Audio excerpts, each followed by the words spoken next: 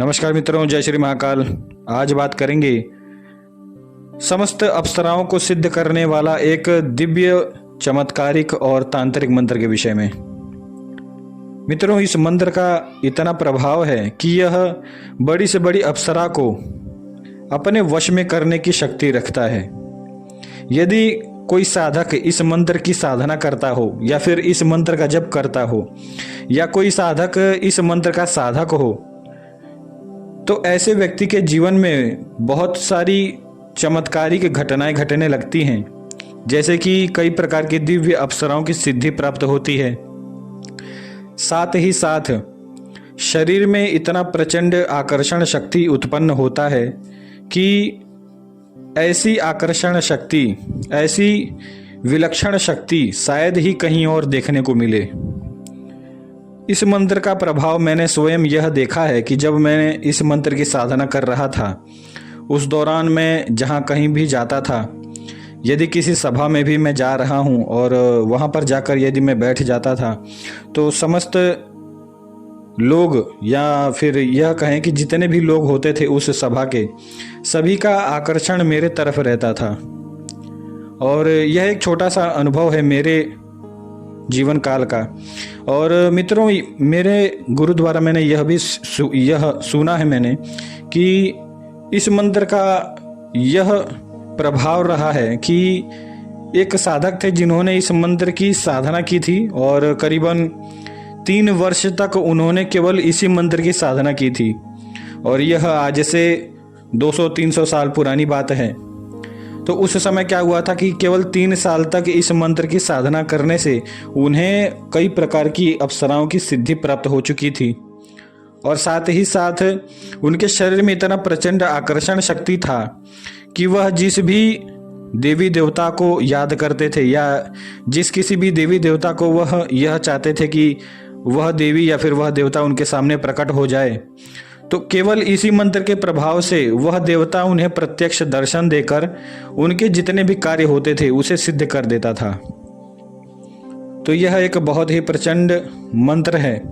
और इस मंत्र की साधना जो बहुत बड़े बड़े अघोरी होते हैं या फिर कपालिक साधक होते हैं या फिर यह कहें कि जो बहुत बड़े बड़े कपालिक साधु संत हैं, वह सभी करते हैं।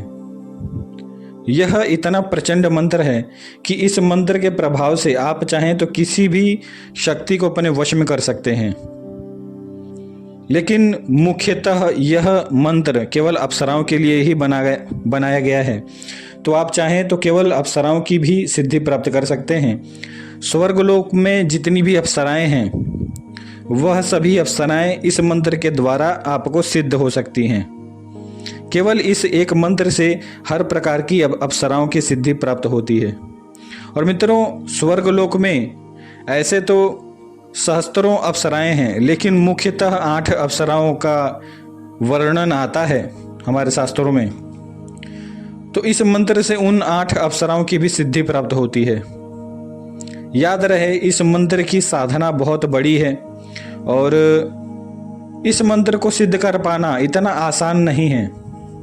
लेकिन फिर भी यदि आप इस मंत्र की 21 दिन की या फिर 11 दिन की या फिर बड़ी से बड़ी 40 दिन की भी यदि आप साधना करते हैं, तो उसमें आपको जरूर सिद्धि लाभ प्राप्त होगा। कोई ना कोई अप्सरा आपसे अवश्य सिद्ध होगी। यह भी हो सकता है कि 8 प्रकार की जितनी भी अप्सराएं हैं वह भी आपसे सिद्ध हो जाएं। तो मित्रों, कुछ भी कहा नहीं जा सकता। यह आध्यात्म का मार्ग है और आध्यात्म में किस व्यक्ति के पास कितना पुण्य है, यह निर्भर करता है उसके सिद्धि साधना में। और यह भी निर्भर करता है कि आपने पूर्व जन्म में कितनी साधना कर रखी है। यदि आप गायत्री साधक हैं और आपने सहस्त्रों गायत्री का जप किया है या फिर बड़ी बड़ी गायत्री की साधना कर रखी है, तो आपको निश्चित ही इस मंत्र से 8 प्रकार की अप्सराओं की सिद्धि प्राप्त हो जाती है। क्योंकि मित्रों, गायत्री मंत्र में यह प्रभाव रहा होता है और यह प्रभाव है गायत्री मंत्र का कि आपके शरीर में प्रचंड तपोबल उत्पन्न करता है गायत्री मंत्र। तो इसलिए यदि आप इस मंत्र की साधना करना आरंभ कर रहे हैं, तो सर्वप्रथम केवल 10 दिन की ही सही, लेकिन 10 दिन तक आप सर्वप्रथम गायत्री मंत्र का साधना कर लें। और यदि अधिक से अधिक गायत्री मंत्र की साधना करने के बाद इस मंत्र की सिद्धि आप करते हैं या फिर इस मंत्र की साधना आरंभ करते हैं, तो आपको निश्चित ही शीघ्रतम अतिशीघ्र इस मंत्र की सिद्धि प्राप्त होती है। हो सकता है आपको केवल 3 दिन में इस मंत्र की सिद्धि प्राप्त हो जाए गायत्री साधना के बाद, और यह भी हो सकता है कि 21 दिन की या फिर 11 दिन की साधना में आपको हर प्रकार की अप्सराओं की सिद्धि प्राप्त हो जाए।